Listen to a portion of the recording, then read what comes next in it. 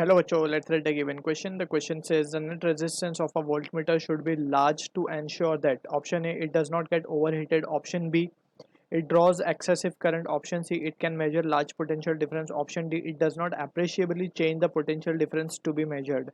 So, to understand a given question, we must understand the key concept regarding voltmeter and ammeter. So, जब हम बात करते हैं, let's say थोड़ा सा बात कर लेते हैं एमीटर के बारे में भी.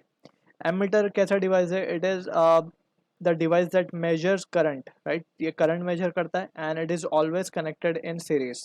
क्यों सीरीज में कनेक्ट होता है? That is the main reason that we need to understand. यहाँ पे अगर एक रेजिस्टेंस है, लेट्स से आर, एंड इसमें से करंट फ्लो हो रहा है, let's say I, right.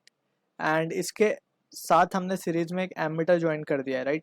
So in that situation हम देख सकते हैं कि सीरीज में कनेक्ट करने से ये होगा कि जितना सीरीज में जब भी हम कोई चीज़ को कनेक्ट करते हैं तो same amount of current flow होता है सीरीज में. ये चीज़ हमें याद रखनी है. सो जो करंट आई आर में से फ्लो होगा वही करंट आई ए में से भी फ्लो होगा, so that we can get the total value और the actual value of the current that is been flowing, right. So इसीलिए हम सीरीज में कनेक्ट करते हैं एमीटर को. और अब यहाँ पे एक चीज़ और हम देख सकते हैं कि एमीटर का रेजिस्टेंस के बारे में also we can comment. Resistance कैसा होना चाहिए एमीटर का? So ammeter resistance has to be low. तो यहाँ पे हम लिख देते हैं रेजिस्टेंस ऑफ एमीटर को कैसा होना चाहिए? लो. जितना कम हो सके उतना अच्छा है, राइट. आइडियल केस में तो हम जीरो ही मान लेते हैं. सो इन दैट सिचुएशन क्यों जीरो? क्योंकि ताकि पूरा का पूरा करंट फ्लो आराम से हो सके इसमें से, राइट. अगर करंट को रेजिस्टेंस ऑफर हुआ तो कुछ करंट फ्लो नहीं हो पाएगा और we will not get the exact reading, right. So अब बात करते हैं on the other hand we are interested in voltmeter. So voltmeter क्या मेजर करता है? पोटेंशियल डिफरेंस मेजर करता है. Potential difference, right. And it is we can say अगर एक रेजिस्टेंस है उसके अक्रॉस में लगाया जाता है वोल्ट मीटर, यानी कि पैरेलल में लगाया जाता है. अब पैरेलल में क्यों लगाया जाता है? That is again the very important thing. Parallel में इस वजह से लगाया जाता है क्योंकि पैरेलल में पोटेंशियल जो भी होगा इस आर के अक्रॉस, पोटेंशियल डिफरेंस जो भी होगा वही पोटेंशियल डिफरेंस इसके भी अक्रॉस होगा. यानी कि अगर हमें आर के अक्रॉस पोटेंशियल डिफरेंस चाहिए so same potential difference voltmeter के अक्रॉस भी आ जाएगा and it will show the exact potential across this resistance, right. So यहाँ पे वी नीड, अगर हम कमेंट करें on the resistance of this voltmeter, तो यहाँ पे हम देख सकते हैं रेजिस्टेंस ऑफ वोल्ट मीटर को कैसा होना चाहिए. That is what we can say, इसको होना चाहिए हाई, राइट. और हाई का मतलब ये for ideal case we consider it as to be infinity. High क्यों? क्योंकि हम देख सकते हैं कि जो भी करंट आएगा एंड वी नो कि current follows less resistance path. तो जितना करंट यहाँ पे आएगा सो तो पूरा करंट, पूरा का पूरा करंट कहाँ चला जाए?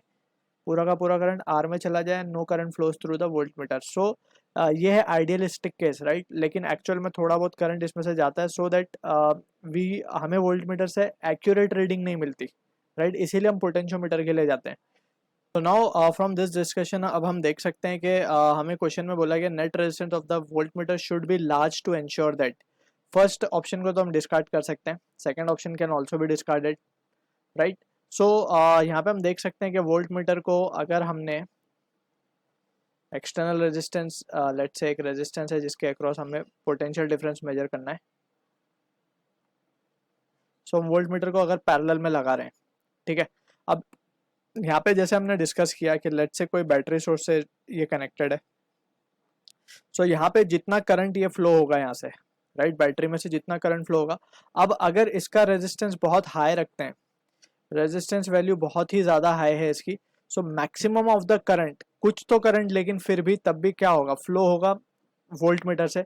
लेकिन हम कोशिश करते हैं कि ज़्यादा से ज़्यादा इसे रखें. आइडियलिस्टिक केस की तो बात ही यहाँ पे अलग है कि वो उसमें हम उसे इनफाइनाइट कर देते हैं डायरेक्ट, ताकि कोई करंट जाए ही नहीं वोल्ट मीटर से, राइट. लेकिन एक्चुअली में ऐसा पॉसिबल नहीं है. कुछ तो करंट वहाँ से जाता है और कुछ करंट वहाँ से जाने की वजह से वी जो करंट यहाँ पे आ रहा है, अब ये जो current we can say let's say ये रेजिस्टेंस आर है और करंट टोटल आई आ रहा था, तो यहाँ पे लेट्स से ये चला गया I1 और यहाँ पे आ गया I2. सो यहाँ पे हम देख सकते हैं कि I2 की जो पोटेंशियल ड्रॉप जो आएगा across the potential drop across this resistance, वो क्या हो जाएगा? I2 इंटू आर होगा. एक्चुअल में इसको होना क्या था? ये एक्चुअल में हो रहा है ये, राइट. लेकिन डिजायर्ड क्या था? I इंटू आर, है ना. ये डिजायर्ड था, मतलब ऐसा होना चाहिए था कि पूरा का पूरा करंट इसमें से पास हो और इसमें हमें ड्रॉप पता चल जाए कि पोटेंशियल ड्रॉप कितना हो गया, राइट। लेकिन एक्चुअल में डिजायर्ड वाली नहीं चीज़ मिली हमें, एक्चुअल वाली चीज़ हो रही है। So in that scenario we can say, इसीलिए हमें रेजिस्टेंस जितना हो सके वोल्ट मीटर का ज़्यादा से ज़्यादा रखना है, right. So net resistance of voltmeter should be large to ensure that it does not appreciably change the potential difference to be measured. जैसे कि हम यहाँ पे देख सकते हैं कि ये एक्चुअल में ये हो रहा है और डिजायर्ड ये है हमें, ठीक है ना। तो इसमें ज़्यादा अप्रिशिएबल चेंज, मतलब सिग्निफिकेंट चेंज नहीं आ जाए, तो इसीलिए ज़्यादा से ज़्यादा हम रेजिस्टेंस रखते हैं वोल्ट मीटर का। So I hope you understood the solution. All the best.